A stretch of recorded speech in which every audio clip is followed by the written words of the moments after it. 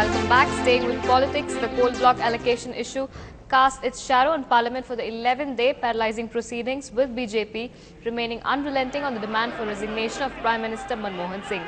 Both the houses of the Parliament were adjourned for the day. ये संसद नहीं चल रही है कांग्रेस के जिद और अहंकार की वजह से। सत्ताधारी पार्टी संसद नहीं चलाना चाहती। सर, आप कोई मांग मानेंगे नहीं, आप कोल स्कैम पर कुछ बोलेंगे नहीं, कोल ब्लॉक कैंसिल नहीं करेंगे और संसद की दुहाई देकर संसद की आड़ में भ्रष्टाचार छिप नहीं सकता कि संसद चलने दो और हमें भ्रष्टाचार करने दो, ये नहीं हो सकता। The Congress party channeled its criticism at the BJP, saying that its disruptive tactics had caused the parliament time and the common people would serve its retribution at the next general election. विपक्ष के दल लोग ये कहे कि प्रधानमंत्री इस्तीफा दें तब हम दूसरा पार्लियामेंट को काम करने देंगे। ऐसी स्थिति आजाद हिंदुस्तान की तारीख में पहली बार बनी है और भाजपा को इस तरह की राजनीति का जवाब जनता की अदालत में बहुत जल्द देना होगा, ये मैं आपको बता। Not many days after the Time magazine called him an underachiever, another widely respected American daily, the Washington Post, served a less than flattering report card. The New Delhi Dateline article titled "India's Silent Prime Minister Becomes a Tragic Figure" credits Dr. Singh with once being the major force behind the growing closeness between the US and says his friendship with Obama administration is a valued and publicized achievement. While the government has demanded an apology from the Post over this issue, the Post has flatly denied doing so. Absolutely not. There has been no apology, and I stand by the article and the Washington Post stands by the article, and we see nothing to apologise for. I received a call from the PMO this morning. The only thing I can think of that could have got cross wires within the government is that they were having trouble posting a reply on the website, and the website appeared to be down. I phoned Washington, who said there had been a problem with the website, but the website was now up. So I phoned PMO back and I said, the website is now up, please post your comments. I said, I welcome the comments, I welcome their right to reply, and if you have any problem posting the comments, please call me back. Even as the Washington Post remains firm on its report quoting Prime Minister Manmohan Singh as a tragic figure, Congress leader Ambika Soni has rubbished the report while the BJP has supported it. अब Washington post ने अगर इस तरह का वक्तव्य हमारे प्रधानमंत्री के बारे में लिखा है तो आप यकीन रखिए कि सख्त तरीके से मैं इसका विरोध करूंगा।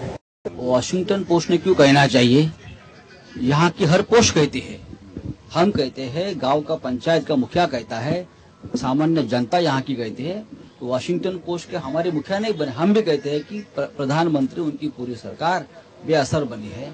दर दिन एक नया घोटाला सामने आता है, सरकार नहीं चल रही है और लोग दुखी है।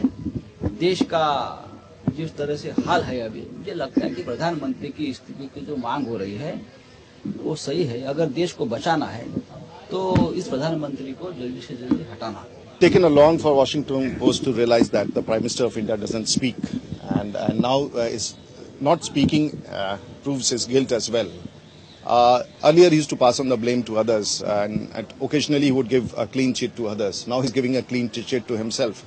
The position of the Prime Minister today is untenable.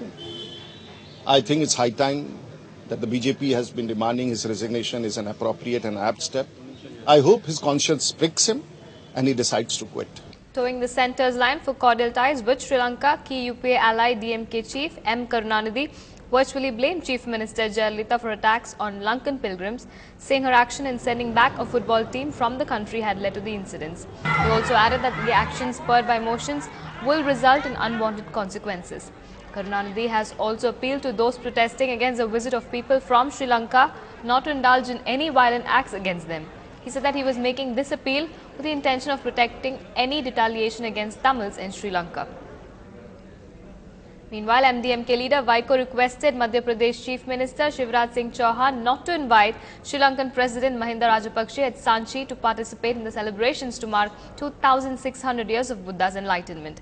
Alleging that innocent Tamils were massacred during his regime, Vaiko said that the people of Tamil Nadu were terribly shocked over the announcement made by senior BJP leader Sushma Swaraj that on her invitation Rajapakse would participate in the celebrations on September 21st. Vaik also requested Chauhan to cancel Swaraj's invitation to the Sri Lankan president so that the sanctity of the Buddhist pilgrimage at Sanchi could be preserved. Moving on, a man suspected to be the kingpin in the Tamil Nadu Public Service Commission question paper leak has surrendered at Vijayawada.